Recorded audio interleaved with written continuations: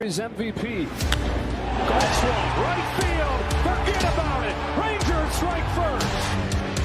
Goes after the first one. Drills a high fly ball.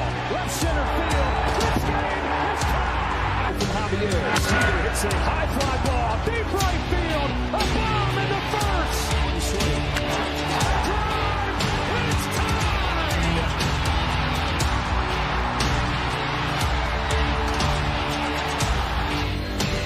Seager smashes the ball down line. Goodbye. Now Seager to right center field, way back there. Gone again. Corey Seager does it again. It's Texas Rangers win the World Series. The Willie Mays Most Valuable Player Trophy presented by Chevrolet. Is there any doubt? Corey Seager. Hi, and welcome to another edition of Right on Rangers Live, coming at you in the ninth inning, final opportunity for Texas. Not quite sure what happened on that last play. Adolis, just every once in a while just has this weird moment where the hustle is just not there. Don't know if it's a brain cramp, what it is. I have no clue how to explain it. It makes zero sense why you wouldn't be busting your butt on that ground ball and then sliding into second base. I don't understand that at all. I also don't understand Joc Pederson. You're in a 2-0 count at that point. You're in a 2-0 count if you're Joc, and you're swinging at a ball that's painted on the outside corner. I don't really get that. So I think you definitely get on Garcia. I look at Joc Pederson as well, and I say, bro, you're in a 2-0 count. Why are you swinging at a fastball painted on the black? I mean, yeah, it doesn't make a whole lot of sense to me either way. I know Garcia is going to get a ton of crap for not sliding into second base. What I also know is you are going to have a lot more selective AB when a guy's just walked somebody in his up 2-0 as well. Joc Pederson, again, you're up 2-0 on the count at that point, and you're swinging at a fastball painted on the black. And of course, hitting 126 as well. Doesn't make a lot of sense. Cal Raleigh with the back pick here. Doesn't get the out. Looks like just barely, man. Just barely safe in there. Haggerty's got to steal at some point here. Got to steal at some point. Munoz is really paying close attention to him. You'd think you're going to get a steal op at some point to at least give the Rangers one chance. Wyatt Langford in a 1-2 count right now. That's 2 pickoffs, by the way. So there he goes. Ball. Yeah, that's a close one. Hopefully Haggerty avoided that one. You wonder if they're going to challenge here. Yeah, they're challenging, man. They're challenging him. I thought that they got him. If I'm being completely honest with y'all, I thought that they got him on first look.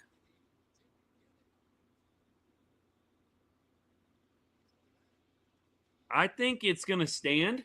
If I had to guess, I think it's going to stand. I think the foot was just there. You can't really tell if that cleat was just scraping the back, and then the hand comes in right as the glove's there. I think it might stand, actually, unless I see an alternate angle. That's a better angle. It might be off. There might be an out call here. That would be worst-case scenario here.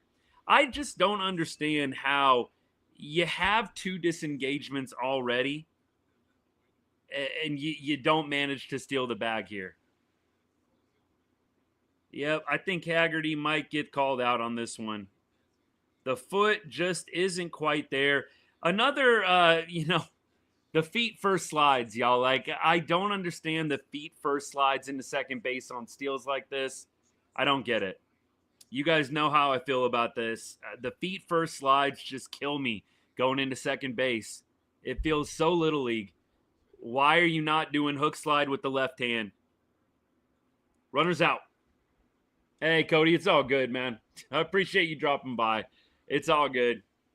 That is just bad all the way around. Garcia, And then you've got Haggerty out too. And Wyatt's going to strike out swinging here to end the game. So that'll do it. 5-4 Seattle. Unfortunate. Rangers score 4 runs. Not able to get the job done. 4 runs usually is what the Rangers need to win a ball game. Not tonight. Rangers did not have the pitching. Jacob deGrom, a little bit off today. We're going to talk about deGrom. We'll talk through a number of different angles in this one. But Rangers drop the series, lose 3 out of 4 in Seattle. We've talked about it. It's been a house of horrors for the Rangers. They have just not played well in this ballpark. Probably should have won Friday night's game if Bruce Bochy wasn't so stubborn, leaving Robert Garcia in as the closer. By the way, during the game today, I dropped the video. Go check it out after the show. Dropped the video on the Rangers closer situation. Clearly, closing wasn't the issue today. Closing was not the issue today. It was starting pitching. And Jacob deGrom has been a little bit off on the West Coast starts. Has been a little bit off. So the Angels start did not go great. The Mariners start doesn't go great. I will say this. Let's take it out wide lens on this one. deGrom has a 2.80 ERA. deGrom has a 2.80 ERA. He's 10-4 on the season. And I know that record isn't what it once was in terms of importance, but let's not get reckless with the Jacob deGrom talk. This is still one of the best pitchers in the game.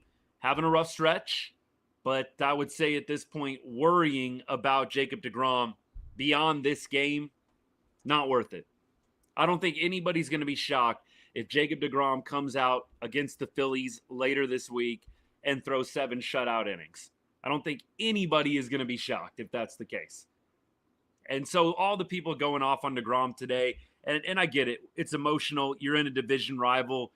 You're playing a division rival. You're trying to win baseball games at a really pivotal time in the season. I understand. I hope that some of the people that were going off on deGrom today can take a step back after the game is over, realize this guy is not the problem.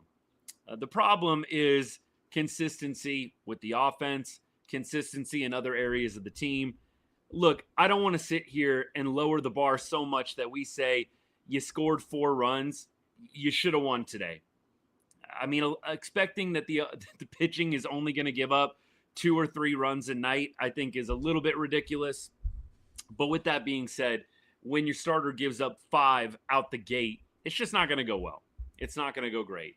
And this offense already has enough issues. And just to play the other side a little bit, the Rangers have built this team to not give up this much runs. They built this team to give up 3 or 4 and hope to win based on that. That just is how they built the squad. You didn't go get a bat at the trade deadline. So in some ways, I can see the other side. The Rangers, without adding that bat, they have basically said, we're good. We'll take our chances that our pitching's only going to give up 3 or 4 and we're going to win a ball game. And you get to 5 runs, that feels like a little bit too much for this Rangers offense. That you're expecting this offense to score 6. I think you can see this offense scoring 5. I think you can see them scoring 4 like they did today. You can see them scoring 3 or less. Absolutely. But I don't think the Rangers are going to overcome 5 runs being scored a whole lot of times. I think we can all agree on that. It's going to be rare. More often than not, this team is not going to be able to overcome 5 runs being scored. And it's just how the team's built at this point. All I can say is this. The offense continues to be a little bit of an issue. You had a lot of offers today. You had Higgy going over. Osuna was over. You had Langford over, struck out to end the ball game. Joc Pederson was over. Marcus Semien was over. A lot of offers today. And so that is why I point back to the offense. You had a Corey Seager 2-run bomb. You had Adolis Garcia having a great day at the plate. Along with drawing that walk, it's really too bad that Dolly has to have the odd base running gaff there in the 9th because he had really had a really solid day, honestly. 1 triple shy of the cycle. It had been a great day for Dolly. It's too bad that the base running has to mar a really good performance from him. But otherwise, just not good enough from the offense. And look, if you really go back and take a look at that, I'm watching the replay right now. That Rowdy Tellez double. I mean, that's a ball that maybe could have been caught as well. And he put a charge into it, don't get me wrong. But look, the Rangers offensively had a couple of big hits, and that was it. Got to have more consistency from the guys. Got to have more consistency from the offense. This many offers is just not going to win you a lot of ball games. And I don't want to get so jaded that I'm good with 3 or 4 runs being scored. But that is kind of how the team has been built. It's a tough spot. It really is, the more I think about it. It's like the front office has clearly built this squad. So clearly, they've built this squad to only give up 3 or 4 runs. And we're just going to hope that the bats aren't completely cold. We'll give up 3 or 4 and we'll win 4-3 or we'll win 5-4. That's how the front office has built this squad. And so it's kind of tough. You're in a weird place as a fan where you aren't happy with the offense. But the front office has kind of basically said we're doubling down on pitching. We're going to be the nastiest pitching staff in baseball. And obviously that didn't happen today with deGrom having an off day. But by and large, the pitching for the Rangers was really, really good in this series. It's really good. They had a very, very good series, minus a couple of bad pitches here or there. I mean, deGrom, Garcia, if you get a better start from deGrom today, you get a better outing from Garcia on Friday, this could be a much different series. It's too bad. Rangers, though, with deGrom, I think they've got to figure out the home run ball situation. You've got deGrom giving up way too many homers. It was just to lefties. Now it's to righties. Definitely a cause for concern. But again, let's not get reckless. This guy has a 2.80 ERA. He's won 10 games this year. The advanced stats still all very healthy. I don't think that there is a lot to be worried about. I think no one will be shocked if deGrom comes out against Philadelphia and gives you 7 shutout innings. Nobody would be shocked. Everybody would be like, that's deGrom. And that is fully what I expect to happen. Let's keep rolling. I want to obviously get to your guys' comments and questions, and we will do that here in just a second. Appreciate everybody hanging out. We will for sure cover a couple other topics that I want to get to before the show is over. You guys usually naturally bring them out, so I think we'll be all good in that way. But first, here at Right on Rangers, we cover everything Texas sports. But we put a big emphasis on the Rangers during the MLB season, and we thank you for choosing Texas Rangers, Right on Rangers, for all of your Texas Rangers content. Drop a comment, drop a question. We will get to it 100%. Everything of substance, that is. So don't be shy. If I miss your comment, repost. I will get to it in due time. So let's start with the comments. T-Mobile, Big Game James is definitely a house of pain for the Rangers. Glad you're hanging out, buddy. Good series for all y'all. Could have gone either way a number of different times. I think we can all agree on that. Nice walk-off on Friday night for Seattle. Pain for the Rangers. Robert Garcia, just a different dude in the 9th inning, honestly. Just a different dude in the 9th. I put out a video today on Robert Garcia in the closer situation. I'd encourage you to go check it out. Give it a like, share it with somebody. I'd appreciate that. But Robert Garcia has a 1.40 ERA in the 7th or 8th inning. I'm going to say that again. Robert Garcia has a 1.40 ERA when he pitches in the 7th or 8th inning. In the 9th inning, dude is like 476 with the ERA. 476. Whip is close to 150. He's a different pitcher in the 9th inning than he is really in any other inning. So I don't think that it's really a super complicated equation here. Robert Garcia can be useful. He can be quality. But the 9th inning, not everybody's built for it. And so I'm curious to see what the Rangers do with the 9th moving forward. Last show, I kind of talked about the injury maybe being an excuse for Texas to basically say, hey, he was probably hurt, dealing with some issues. Let's give him the closer role right back. I hope that they don't do that. I think they have a lot of other high-quality options. We'll get into that a little bit later. But the Rangers easily could have won 2 games out of 4. I don't know if they win the series. I think they easily could have split this series, though. Really allowed Seattle back into ball games, both on Friday night, obviously, with the walk-off homer. And then tonight, you had Jacob deGrom with the lead. They were up 3-2? They were up 3-2 at one point, or 2-1, excuse me. It was 2-1 at one point. And I'm not saying that should be enough for Jacob deGrom, but you kind of do expect you get 2 or 3 runs on the board, deGrom's going to hold it, at least hold the lead and not give it right back up. And that is what happened. Julio Rodriguez taking deGrom deep, giving the Mariners the 3-2 lead back. You had Texas fighting a little bit today, but this is just not a great place for the Rangers to play. I'll say it again. I've said it multiple times. I don't worry a whole lot about really any team in the AL. I think from this series, you can really tell the Rangers are going to be competitive against just about anybody. They're competitive with Seattle. They're competitive with New York. They're competitive with really any team in the American League. But the one thing that does worry me is the Rangers finishing behind Seattle in the standings and Seattle having home field advantage and Texas having to play a playoff series here. That's the one thing that worries me. It's really not the team, and I'm not trying to be disrespectful any of my M's fans. I think if you've been watching these two teams play, Seattle's dominated the win-loss. But these two teams have played a ton of tight games. Really, I'm not too worried about Seattle, the team. I'm honestly more worried about playing in this ballpark for a majority of a series than anything else. The Rangers did a really nice job holding down a few really key Mariners players. Cal Raleigh had a bad series, terrible series. Let's see, Gino Suarez. I'm not even going to try and butcher the first name. Gino Suarez, he had a bad series too. He didn't play well. Eugenio Suarez. There we go. I got it. He didn't have a good series either. The Rangers really did a nice job managing some key Seattle bats. J-Rod got loose. There were a few other guys in the lineup that really hit well. Polanco got loose today. I don't really worry too much about what Seattle has on the field. I think the Rangers can hang with it. It just feels like it's a little mental with this ballpark. All right, we keep running. Yeah, Julio is having a really good season in the second half for sure. It feels like the second half he has really started lighting it up. Cup MVP. Thanks for the comment. Yeah, look, Seattle absolutely has a shot to do good things in October. I think they're a high-quality team. I don't want anybody to get it twisted.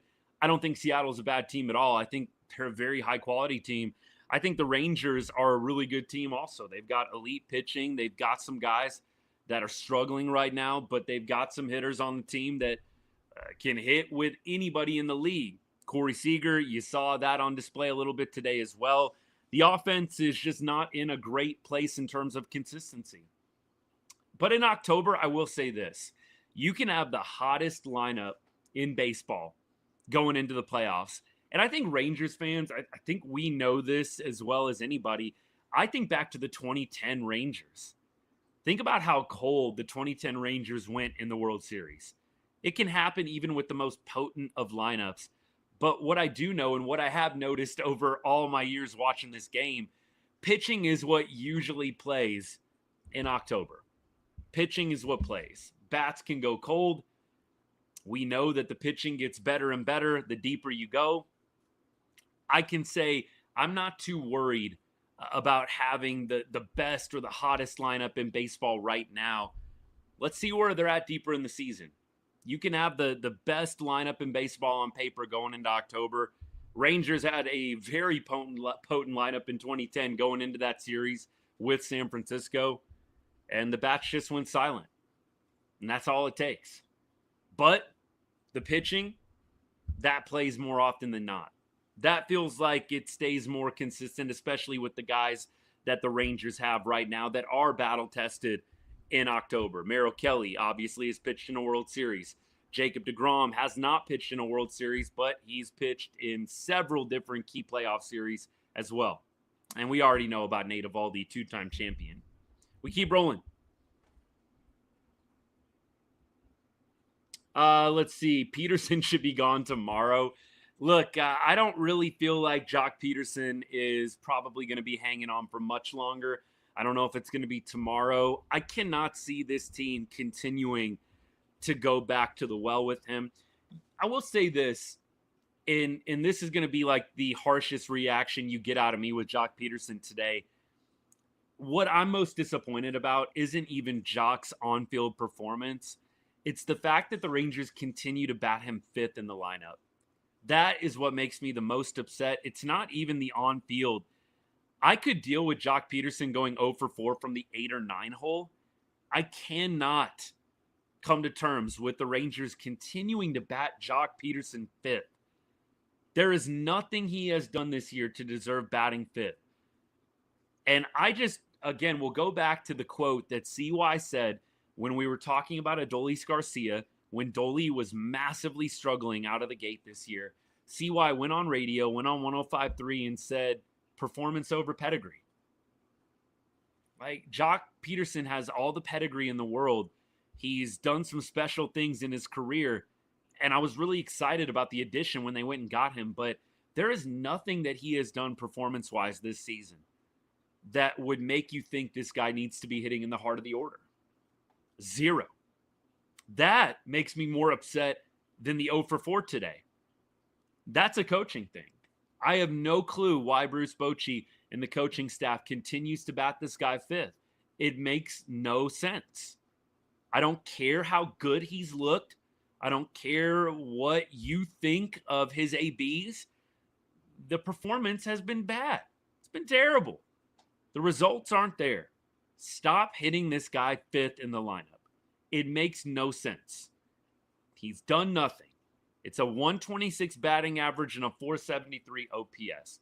It does not take a baseball savant to figure out that that dude does not need to be hitting fifth.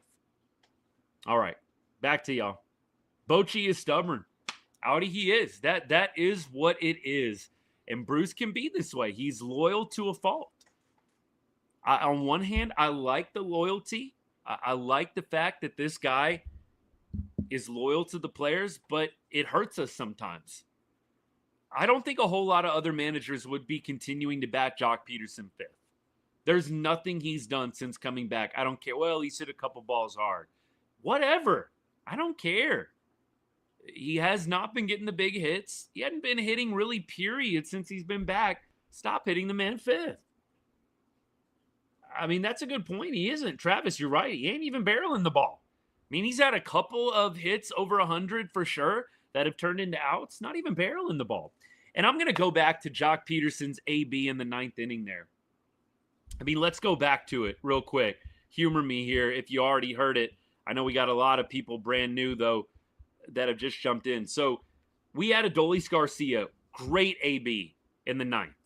Outstanding AB from Adolis Garcia to start off the 9th inning. We got to give Dolly some love there. A 7-pitch walk. The base running that followed was terrible. I have no clue why he's not running hard and sliding into second base there. Zero clue. They'll have to ask him personally after the game. But I will say this. After Adolis walks, 7-pitch walk, right?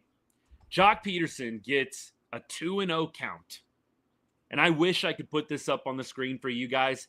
Joc quickly gets a 2-0 count. So at that point, Munoz has thrown, I think, 3 or 4 straight balls.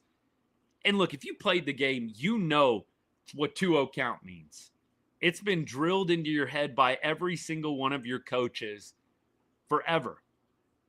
And that is, look for a pitch you can hit. Right? Only a pitch that's in the sweet spot for you. And so you go and look at what Joc Pederson swung at. And this is a big reason for me why I feel like, dude, please get out of the 5-hole. Like, Joc is swinging at a borderline fastball right on the black on the outside of the plate.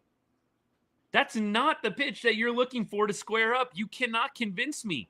Joc Pederson is looking outside corner for his meatball that he's going to drive out of the stadium to give the Rangers a 6-5 lead. To me, that's a big reason why I'm out right now on Joc hitting anywhere near the heart of the order. They might bench him and not play him. I don't know if they will in the Yankees series. I'm going to be really surprised what they do with him. But for me, I just do not understand why they continue to put him in this spot. And I don't get this AB in the 9th either. You're swinging at a pitch painted on the black on the outside corner when it was a 2-0 count. No sense. No sense. We keep going.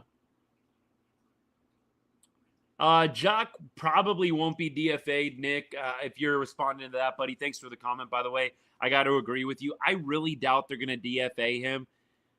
I mean, let's be honest.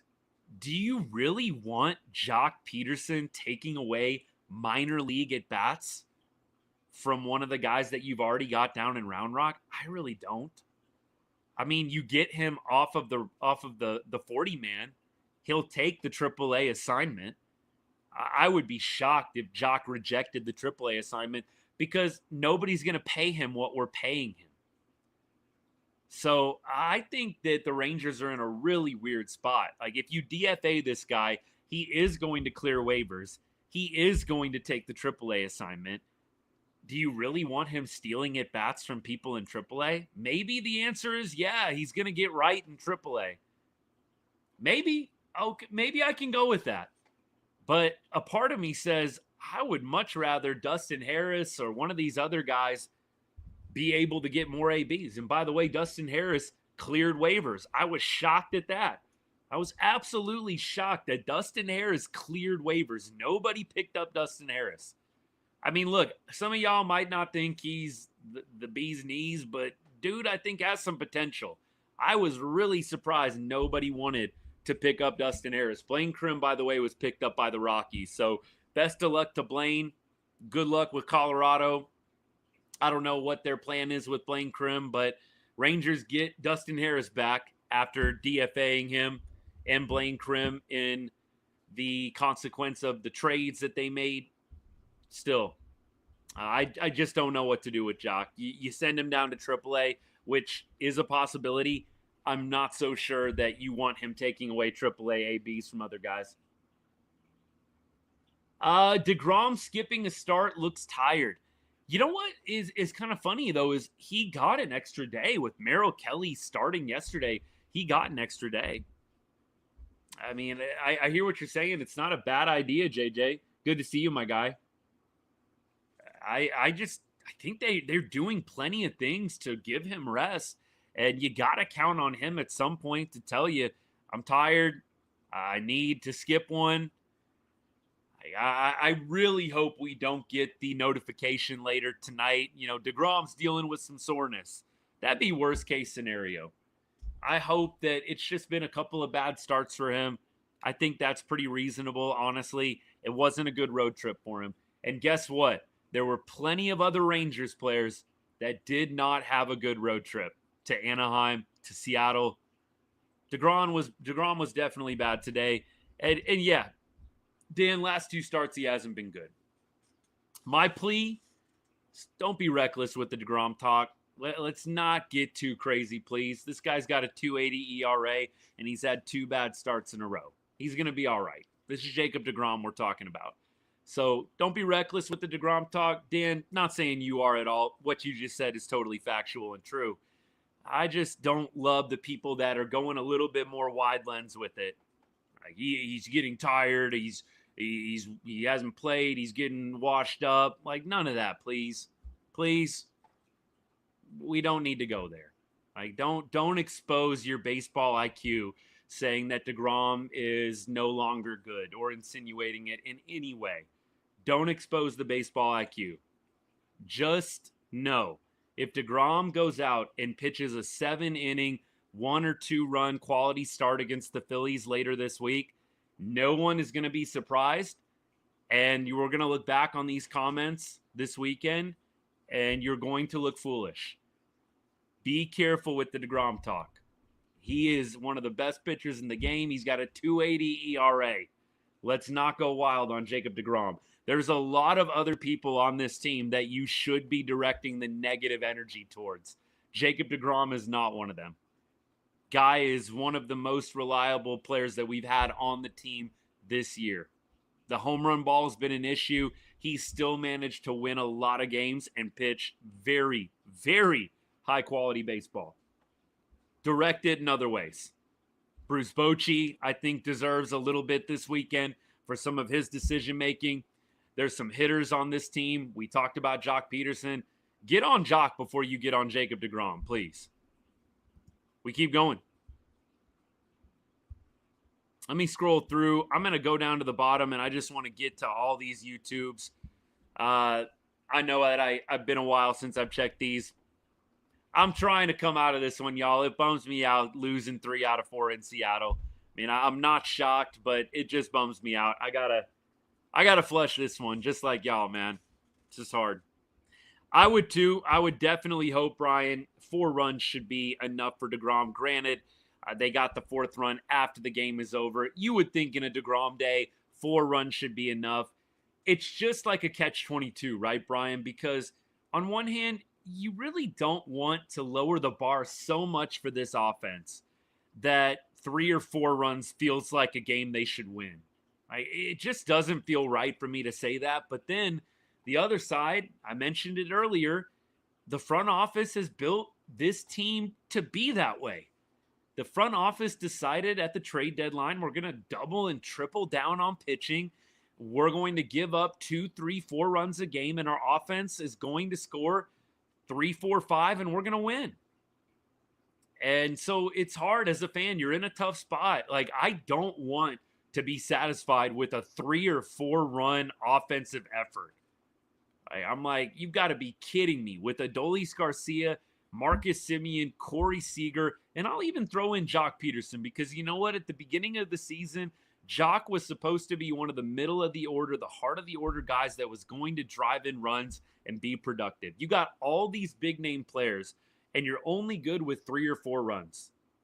Like, I can't do it. But then I do look at the reality of the deadline. They built this team to do that. They built this team to win, scoring 3, 4, 5 runs, basically allowing the other team to score no more than 4. It does feel like if there is a team that can put up 5 on the Rangers, it's game over.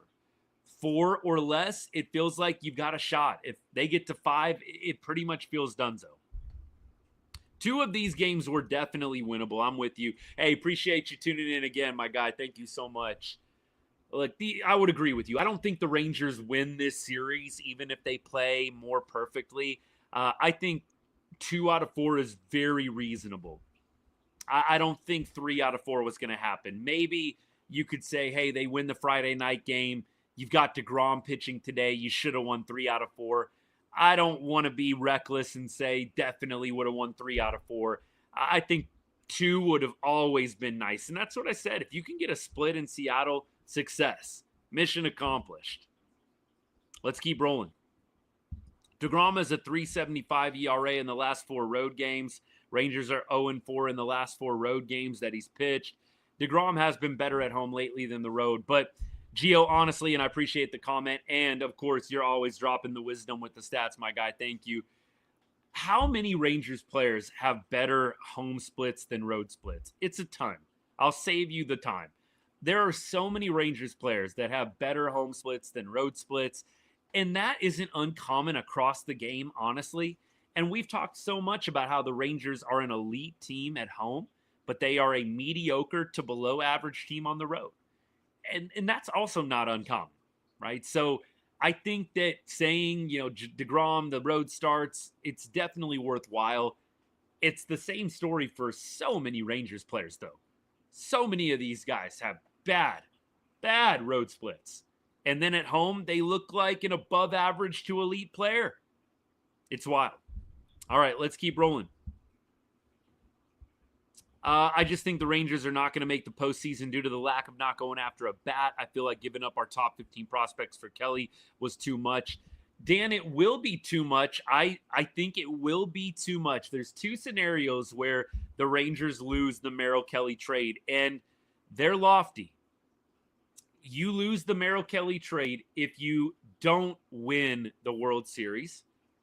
You lose the Merrill Kelly trade if he doesn't re-sign. If he can re-sign, I actually think you maybe say you won the trade, or at least it was a worthwhile trade. How about that? If he doesn't re-sign and you don't win a World Series, it's a massive overpay, especially if Cole Drake and all those guys go on to do something special.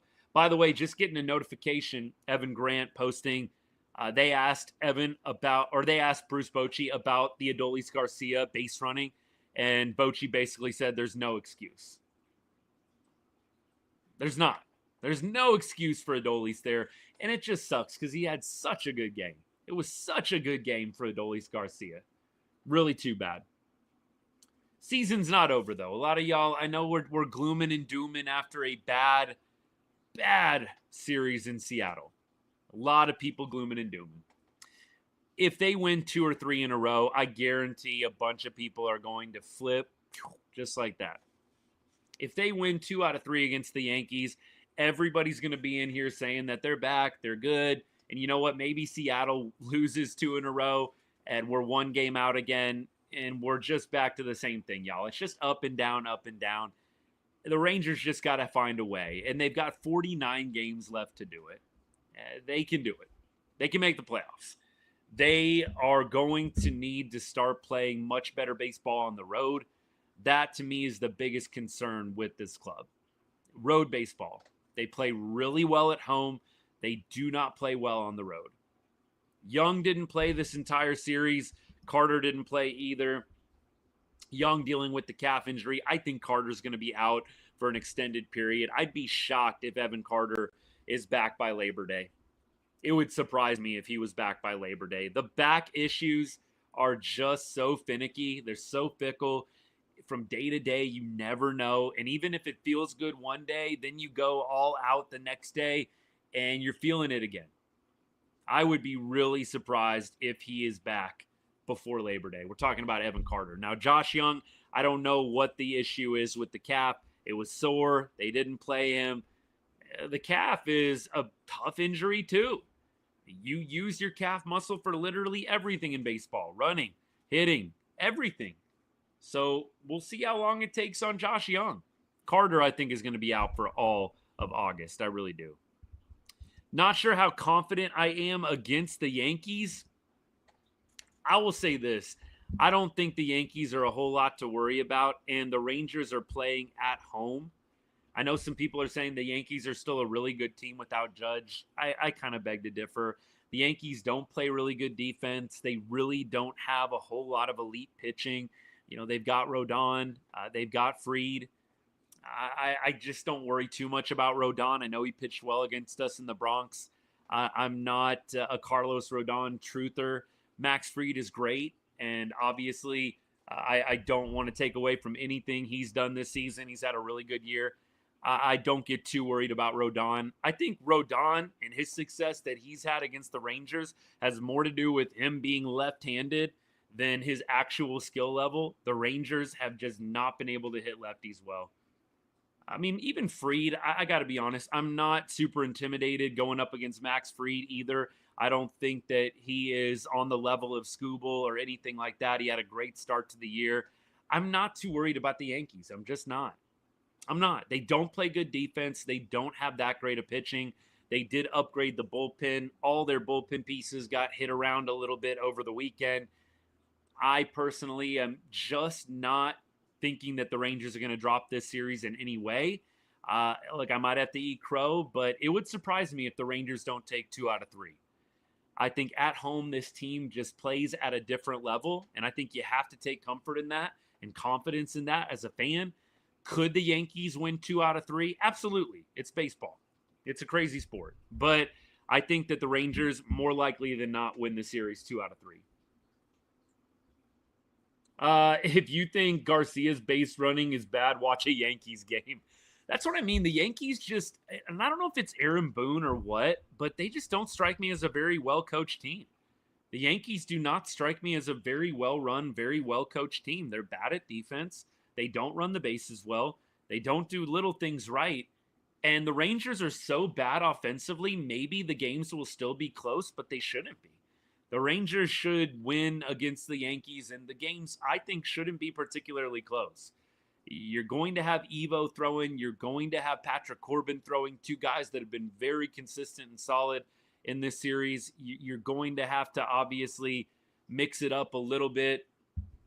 In that last one, I'm curious to see what they do. Have they already announced all the starters, by the way, for the Yankee series? If you know the starters for the Yankee series, let me know. Hey, Stormtroop, appreciate the comment, man. Hey, good for you guys. If you're a Mariners fan hanging out, good weekend for you guys for sure. Mm.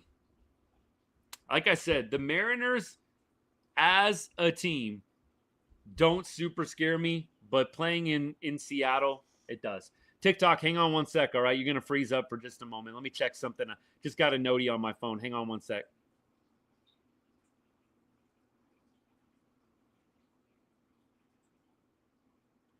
So basically, it was one of the reporters that I cover, or that I follow, excuse me. And just the comment was, I've never seen Bruce Bochy as pointed as he was when talking about the Adolis Garcia lack of a slide, lack of hustle. So that's pretty interesting to me. Bruce, the frustrations, the tensions boiling over a little bit.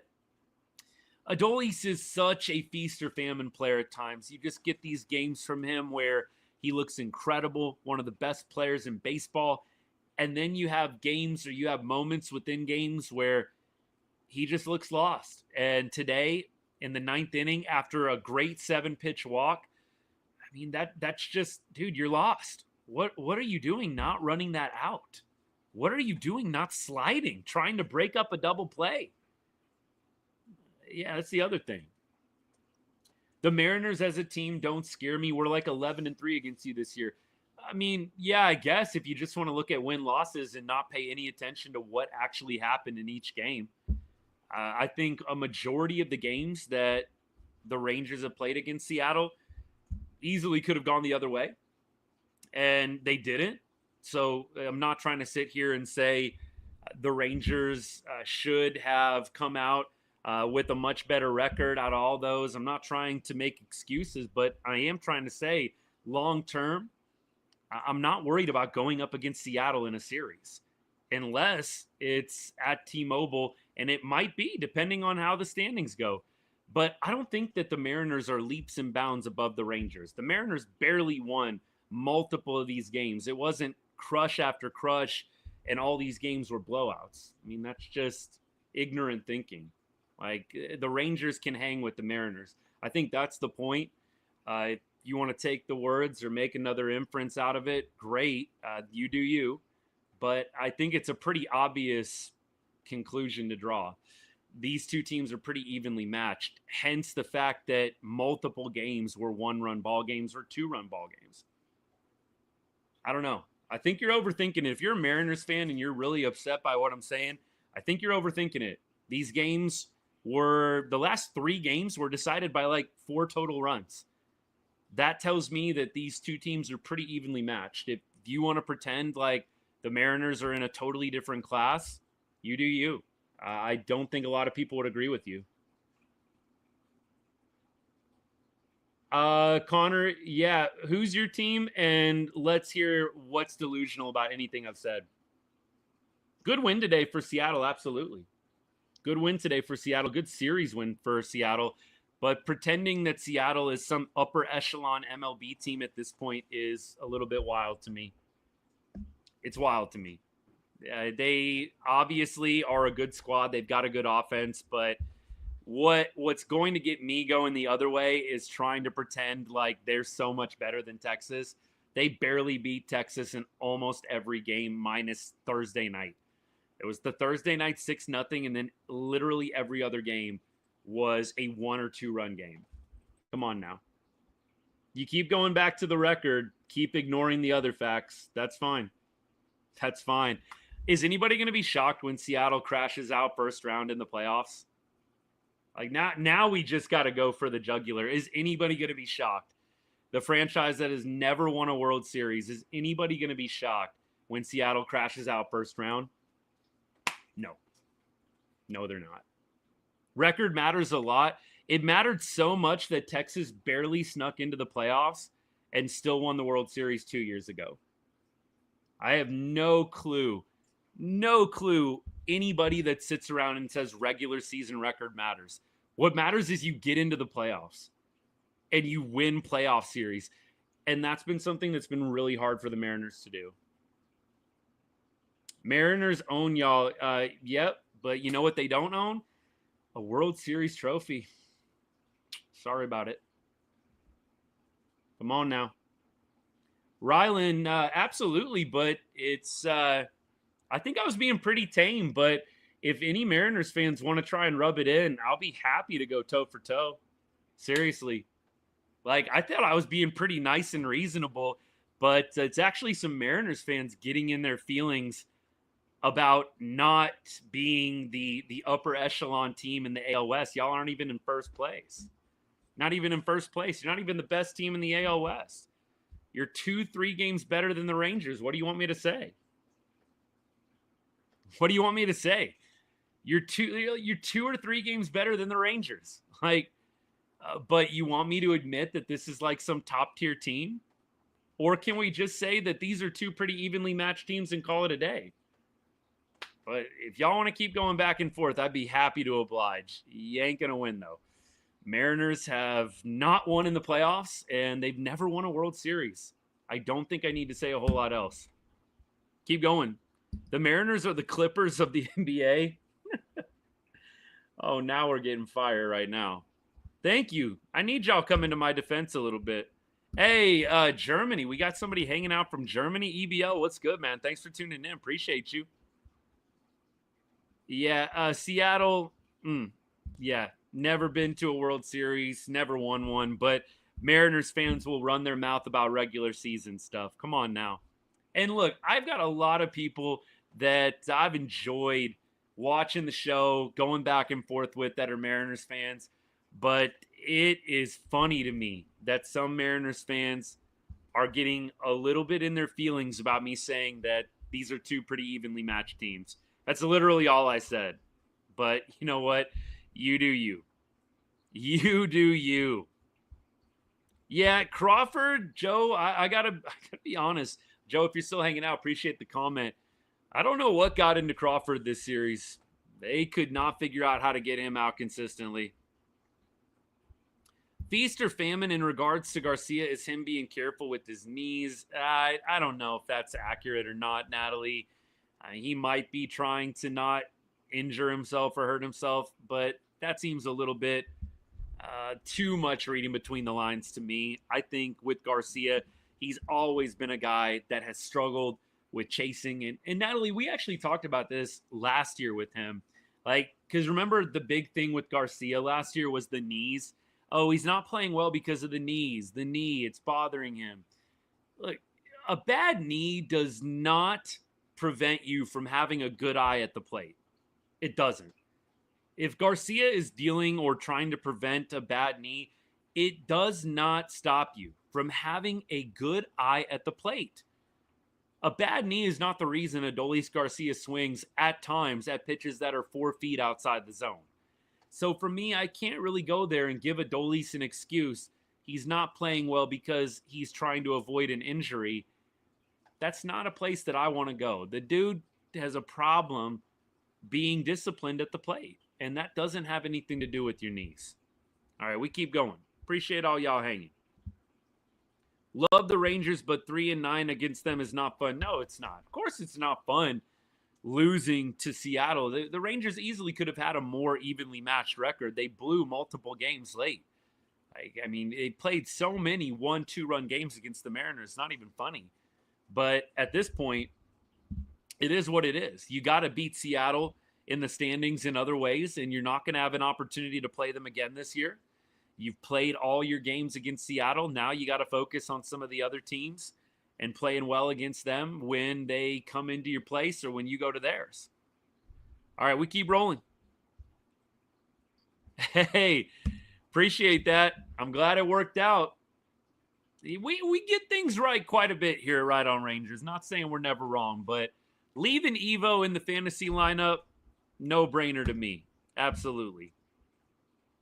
Yeah, I do think the Mariners are a good upcoming team as well, Green Arrow. But yeah, I've said it. And look, even some Mariners fans that I really respect and trust have said, yeah, we need an ace. I know that it's the same with Rangers fans. Like, I know that there's going to be some fans, even if it's the most mediocre team, they're going to talk it up like it's the most elite team you've ever seen. Brian Woo's good. He is not on the level of Tarek Skubal, not even in the same planet as Tarek Skubal or some of the other aces in baseball. He's not. He's really good. He's been really good for, 3 or 4 months? He started to be above average last year. Brian Wu is not an ace that's going to carry you in October. I'm sorry. The Mariners need another pitcher. And the offense, I think, is actually pretty solid. I do think if you're a Mariners fan, probably a little worried about Cal Raleigh in the second half that he's having so far. Hasn't been good. If you don't have Cal Raleigh contributing like he is, I think you're depending on a lot of other really streaky players. A Rosarina, streaky player. J-Rod, streaky player. I mean, the Mariners have a few players that I trust to be consistently good offensively, but they've got a lot of guys I feel like similar to what we've got in the lineup. You're going to have really good stretches with certain guys. J-Rod's on a really good heater right now. Can he just be consistent and do that all season long? I don't know. But I do think that Seattle's a great quality squad. I don't want it to come off as disrespectful. Every team has its limitations. I think Seattle is an ace away, and I worry about their consistency offensively.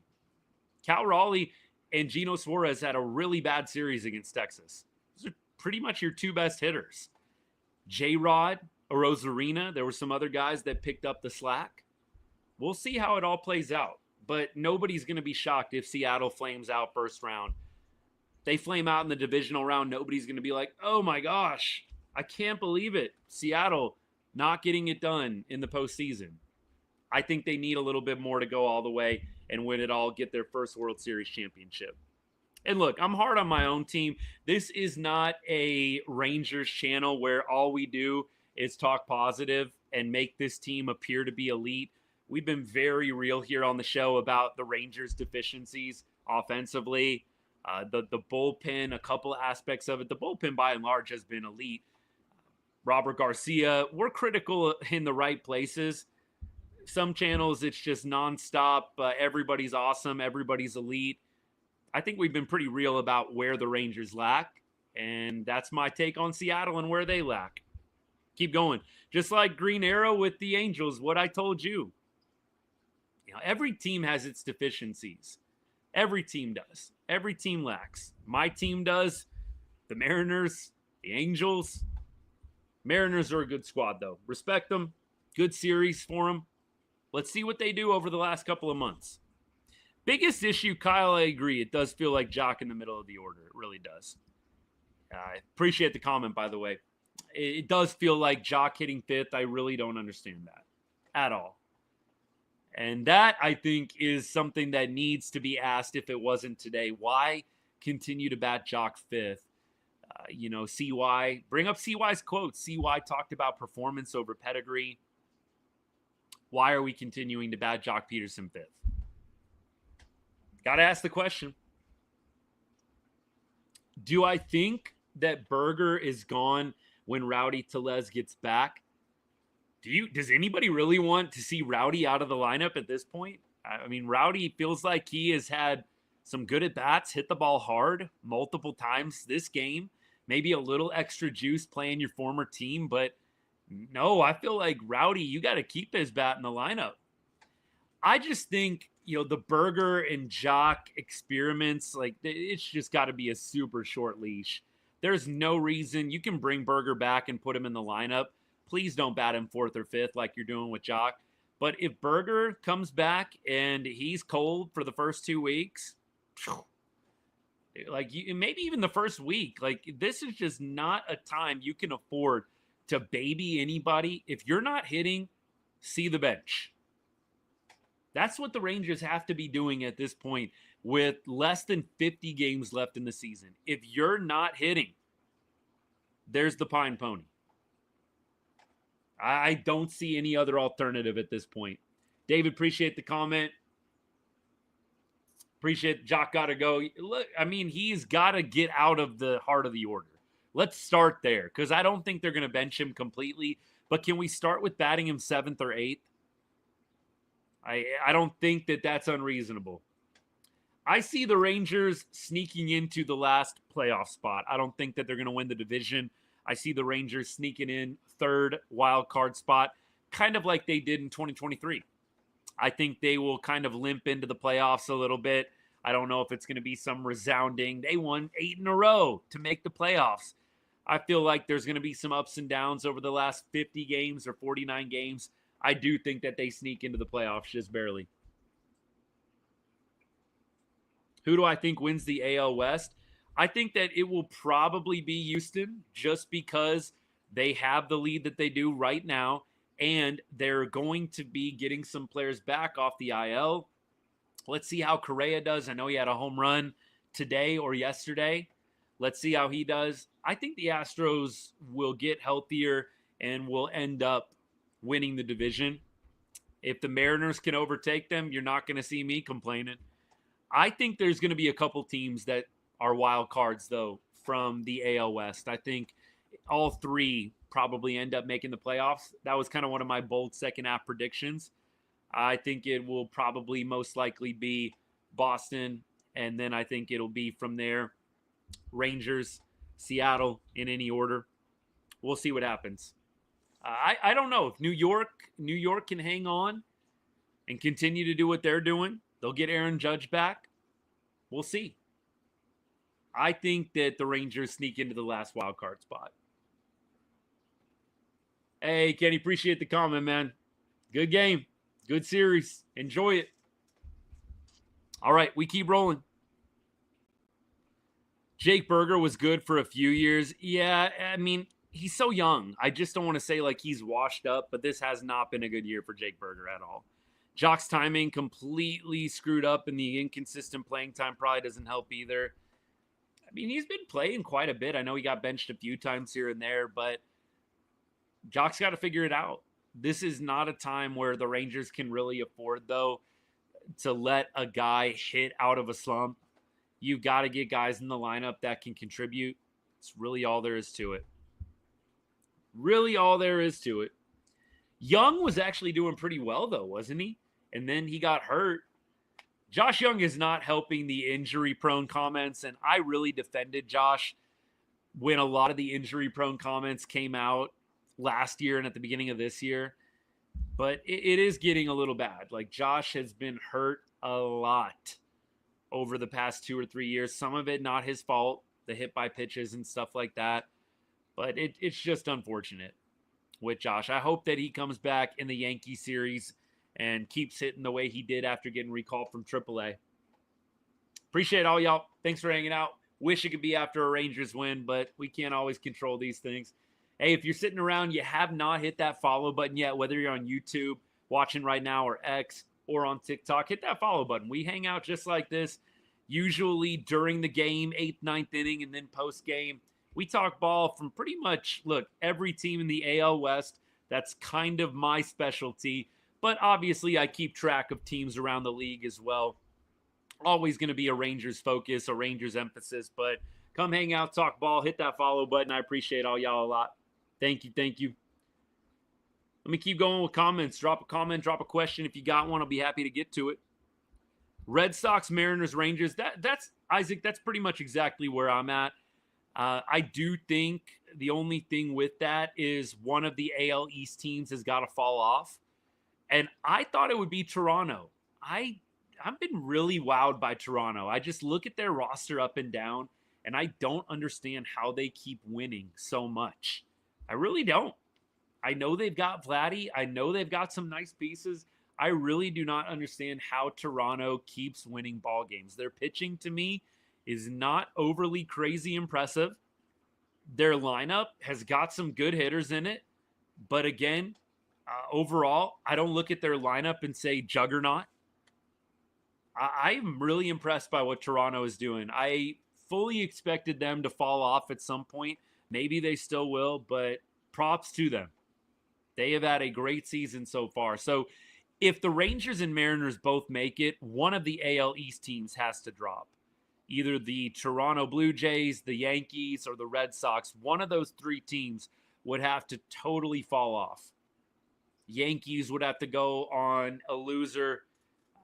The Red Sox would, or the Blue Jays would. We'll see what happens. Funny how we figure out pitching problems and our lineup goes silent. I've said it so many times.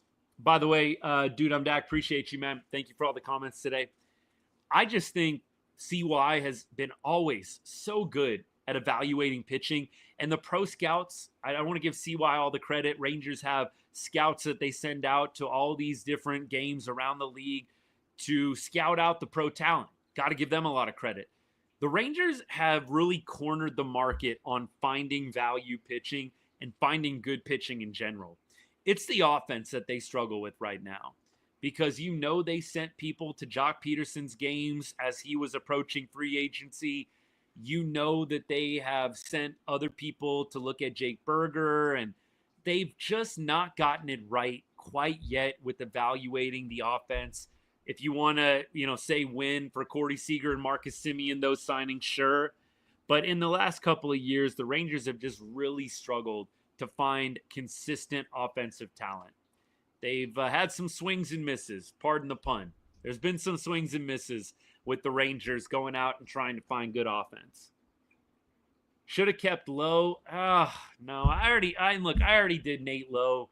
I did the Nate Lowe thing last night. I don't want to go there again, but Nate Lowe has a negative WAR. Let me just keep it at that. Nate Lowe has a negative WAR. Robert Garcia actually has a positive WAR. I don't want to be paying $10 million a year, or $11 million, I think is what Nate's making, for negative WAR. I don't think that Nate Lowe would have made a huge difference on this squad. Look, glue guy maybe, but you don't want to pay $10 million for a glue guy.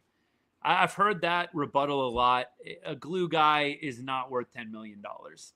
Austin Hedges was a glue guy, but the difference was you got to pay him a lot less than $11 million. That's just where I'm at on Nate Lowe. I like Nate Lowe a lot. Big Nate Lowe fan. I just don't think Nate would have made a big difference here. All right, we keep rolling. Appreciate all y'all hanging. What else we got? Anything? Okay, we're good. I think at this point, I'm going to go through rest of the box score today. We'll preview the Yankees series a little bit, and then we're going to get off for the day. We'll have another video out at some point in the next 24 hours. I'd encourage you to go check out the video that I posted right at the beginning of the game today on the Rangers closer situation. Share that with somebody. Give it a like. I'd appreciate it. But let's talk about today, and let's put a bow on this game. So Josh Smith, 1 for 4.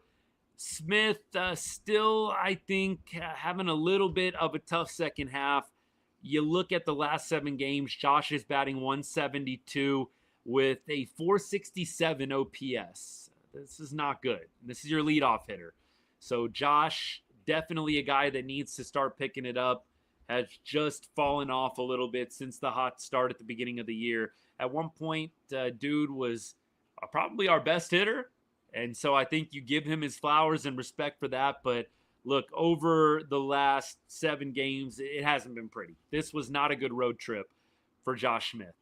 7 games on the road, 7 games of hitting below 200. Josh, 1 for 4 on the day. Corey Seager finally hits a home run at T-Mobile as a member of the Rangers.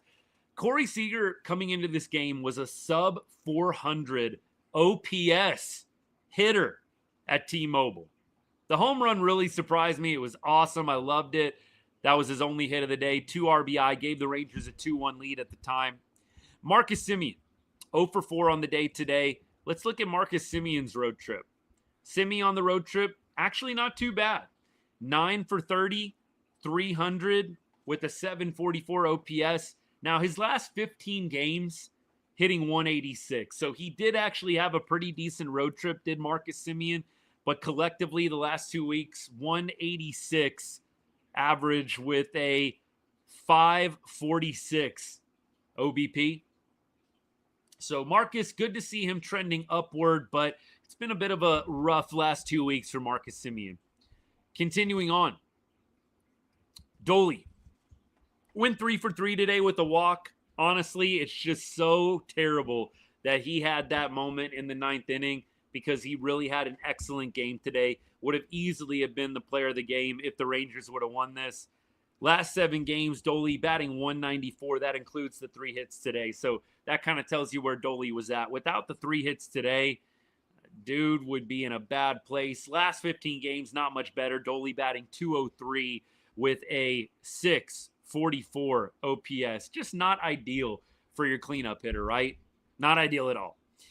Let's keep going down the line. Joc Pederson. I don't even want to look at these stats for Joc over the road trip. Oh, my goodness. This is our 5-hole hitter. 2 for 21. Batting .095 with a whopping 269 OPS. That's right, 269. I think I've got my video content. A part of me wants to focus on Adolis Garcia, the base running gaff in the 9th. I don't know where I'm going to go. But Joc Pederson hitting 269 OPS on this road trip. It doesn't get much more terrible than that. Last 15 games, by the way, doesn't get much better. Batting 111 with a 467 OPS. Just ugly. And this is the guy that we continue to hit in the 5-hole. All right, Wyatt Langford. He was 0 for 4 on the day today. Wyatt, looking at the numbers, he was at 310 actually on the road trip. So was actually a pretty good roadie for Wyatt. Over his last 15 games, 627 OPS, below average, but not terrible. But good to see that Wyatt had a good road trip. You know, not a good game today, but 9 for 29, 2 RBI. You just hope the home runs can come back. Wyatt has not hit a home run in his last 15 games. This is a guy that you expected to hit a lot of home runs this year. He's at 15, 44 RBI, 239 average for the year. OPS is at 729. Respectable, but I think you expected a little bit more from Wyatt this year in full year 2. All right, continuing. Tellez, he had a hit today, just got over Randy Arozarina's glove, also had an RBI. Rowdy, over his last 7 games, 375. Rowdy had 16 ABs on the road trip, 16 ABs in 7 games, and he hit 375 with and this is the good stuff right here. Rowdy over the road trip last 7 games had a 952 OPS. Rowdy Tellez with a 952 OPS on the road trip.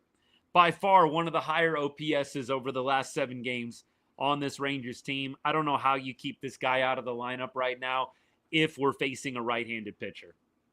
I do not think you keep this guy out of the lineup in any way, shape, or form. Rangers have to find a way to continue to get this guy playing time. And you know what? Maybe he takes the place of Joc Pederson when Jake Berger comes back. That would probably be a pretty easy fix. You just hit Rowdy in the DH spot. You keep him out of the field. I don't really feel great about Rowdy Tellez in the field. And you just let Rowdy rake from the DH spot. I think that is a very real possibility. And by the way, Rowdy in his last 15 games is hitting 320. And he's got a 917 OPS. So it's not even like just in the short term he's been hitting well. Dude's been hitting well last 15 games. It is going to be interesting, Philip. I don't think we'll see Rowdy tomorrow if it's Max on the mound. I don't think we'll see him. I hate the left-handed starting pitcher lineup, man. It is depressing to me. But unfortunately, we'll probably see it. Haggerty lead off. Smith will get dropped down. Seager will probably still be out there. I'm sure Marcus Semien as well. The left-handed starting pitcher lineup, man. That is why more than anything, I wanted the Rangers to get a bat at the deadline so we didn't have to keep seeing this left-handed starting pitching lineup get trotted out. It's kind of low-key disgusting at times. I mean, it's probably a little bit better with some of the guys coming back healthy. I mean, you know, you obviously have some options, but look, when Haggerty was injured, it was bad. It was really bad when Haggerty was out. All right. Kyle Higashioka, we know he had a pretty good series overall. He was also 0 for 3 today. But Higgy, over his last 7 games, hitting 360 with looks like an 1185 OPS. So Higgy, great road trip for him. 9 for 25 with 3 bombs on the road trip. Last 15 games, he's hitting 364 with a 1077 OPS. So Higgy and Rowdy, are the two guys that are probably hitting the best right now over the last couple of weeks, and especially over the last 7 days. Kyle Higashioka and Rowdy. Really, really good. And I'm happy for that. If you can get the rest of the guys going at the top of the order, my goodness. These guys are bottom of the order hitters that are doing this. I think one of these guys needs to be hitting in Joc Pederson's 5-hole. Like, please. Move Joc out. Bump one of these guys into the 5 spot. Seems like a no-brainer. But I digress. Osuna 0 for 3 today. He got a couple of opportunities once Evan Carter went on to the IL. Osuna 1 for 11 over his last 7 games. Does have 3 walks. So look, basically 4 for 14 reaching base. So, I mean, that's still not a great on-base percentage. He, over his last 15 games, 167, 588 OPS. I still maintain he doesn't appear to be lost up at the plate. He doesn't appear to be over his skis, but I don't think that the production is quite there yet. Clearly, this guy started out in Double-A at the beginning of the season. It's possible he needs a little bit more time to cook in the minor leagues. I really like Alejandro Osuna. You guys know that. I'm very high on the long-term potential. I don't think he's going to be a 30 home run guy, but I think he can be a very solid hitter, very high OBP guy in this league. I hope he figures it out, but wasn't his best day either.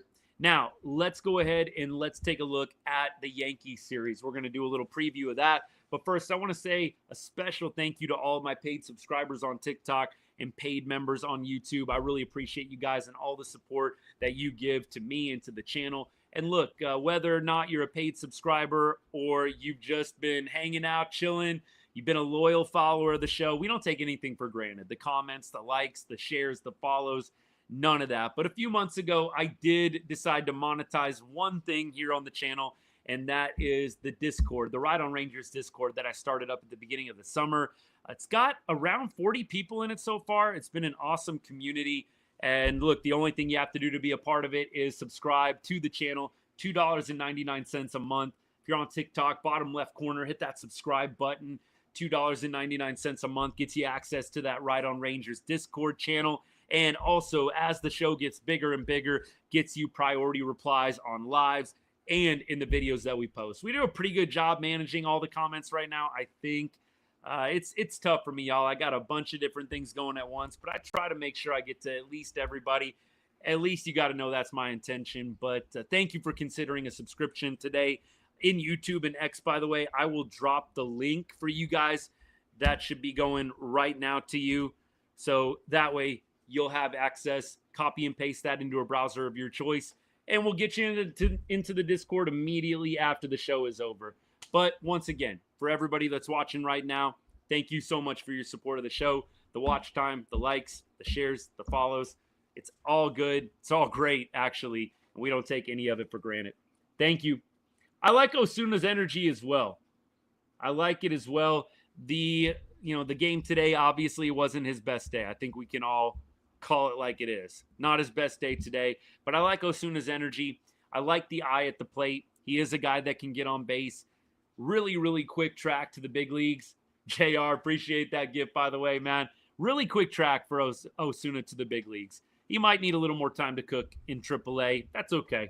But I think he's got a bright future. I really do. Appreciate that. Once again, JR, man. Thank you so much. All right, let's keep rolling. This is one of my favorite ones. The Cowboy had in the stash. It's one of my favorites right there, buddy. Thank you. Appreciate you. It's been a while, I feel like, since you've been hanging out. Where you been? You been busy?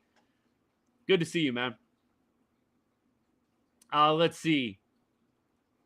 I like Kelly, but why didn't we get a bat? That, to me, is definitely something I wish the Rangers would have done. I think they just decided we're going to double and triple down on pitching. We're just going to double and triple down on pitching, and we're going to see where it gets us. And so we have to deal with this reality right now. The Rangers offense, it's been the same since the start of the season. Feels like it's gotten a little bit better over the last month, but it is what it is at this point. I still say maybe you call back up Cody Freeman, see what that dude's got. He had the 3-homer game. Before the weekend, he was like 9 for his last 14.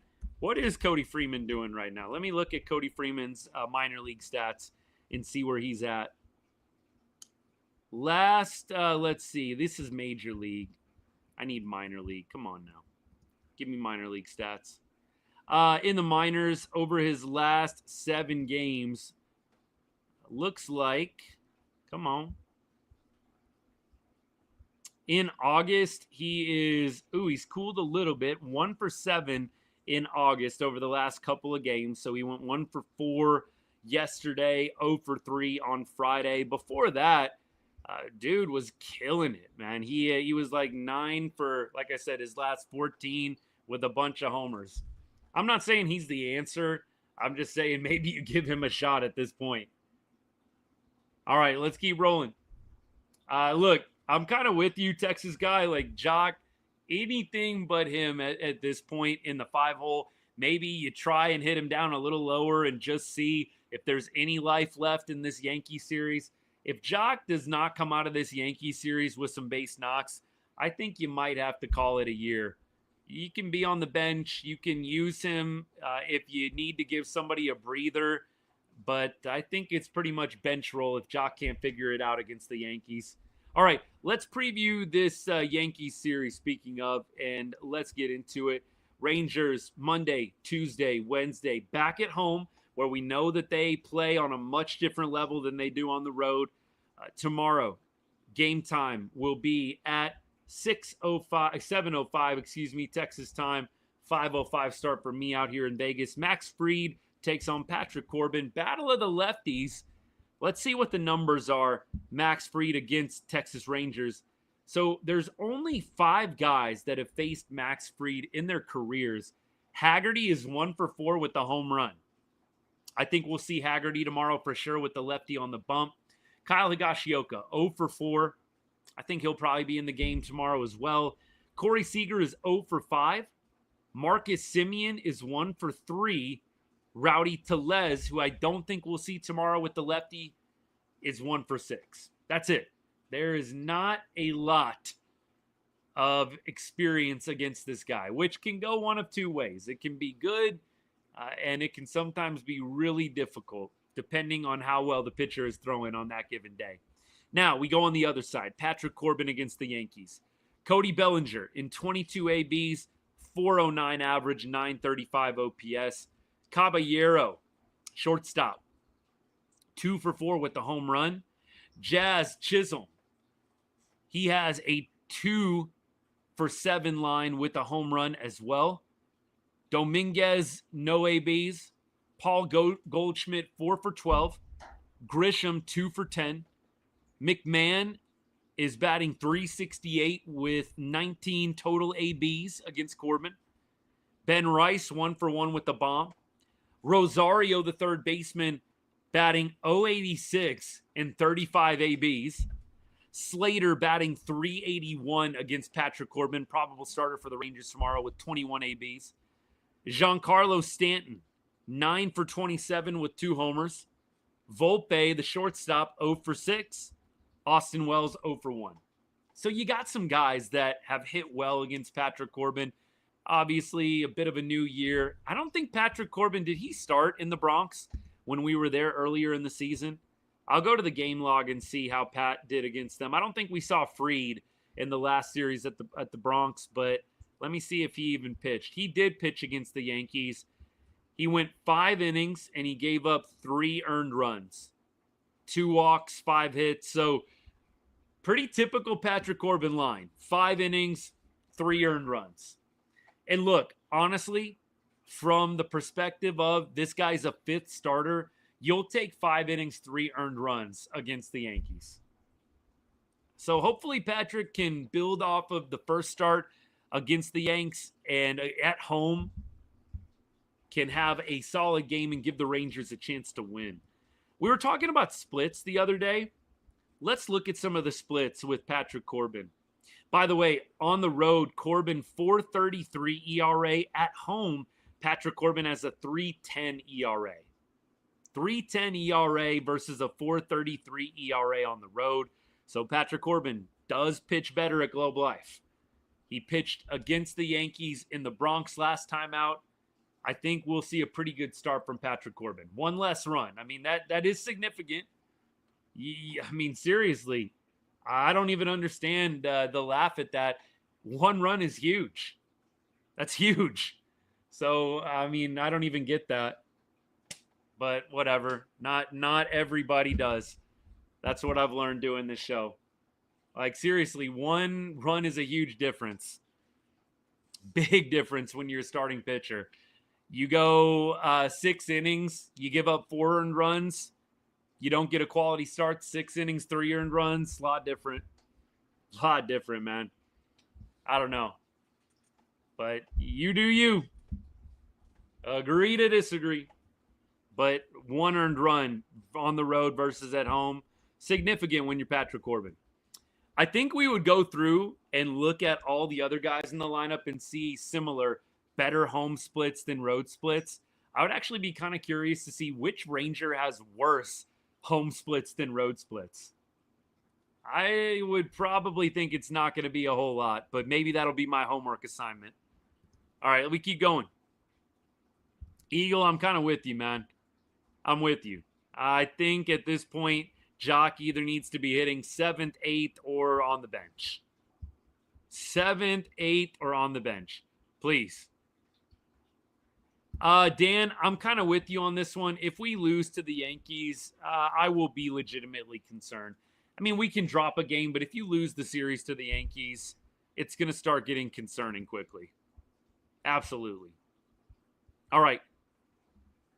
Corbin was the one who beat the Angels in the series in Anaheim. There you go. Corbin's a solid pitcher. He's a solid pitcher. He's not going to wow you, but he's going to give you a chance to win. I'd be really surprised if he doesn't do just that for Texas tomorrow. All right. What else we got? Anything? Nope. I think we made it through. So we'll check the standings. We'll check scores around the AL West specifically and in the wild card, and then we're going to call it a show. So the Astros lost today to the Red Sox. They're now 62-50. Red Sox now 62-51. So they're going to gain a game on the Rangers. Rays lost today 3-0 to the Dodgers. Tigers are losing currently right now to the Phillies 1-0 on Sunday Night Baseball. We'll skip around a little bit here. Royals beat the Blue Jays. Royals are creeping back into that wild card scene.